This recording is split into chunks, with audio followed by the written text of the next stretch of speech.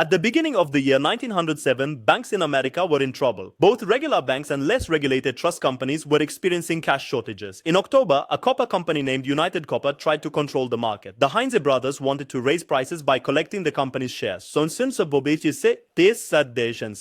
However, the plan backfired, and the stock prices collapsed. This failure created a domino effect.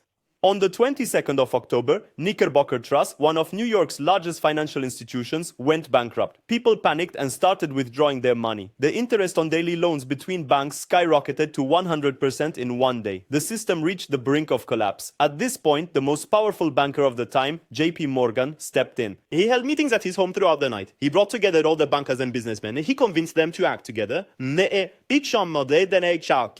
Treasury Secretary George Cotteliu also transferred government money to New York banks. Temporary certificates were issued for interbank payments. These certificates were used in place of money. This joint action stopped the panic. The system started functioning again. A year later, the Aldrich-Vreeland Act was enacted. This law introduced emergency money mechanisms to be used during crisis. A few years later, the Federal Reserve, that is the Central Bank of America, was established. There was now an official institution to provide credit to banks. The crisis of 1907 taught an important lesson. It showed that the banking system could not stand alone and that a central bank was needed. You can follow us for more content.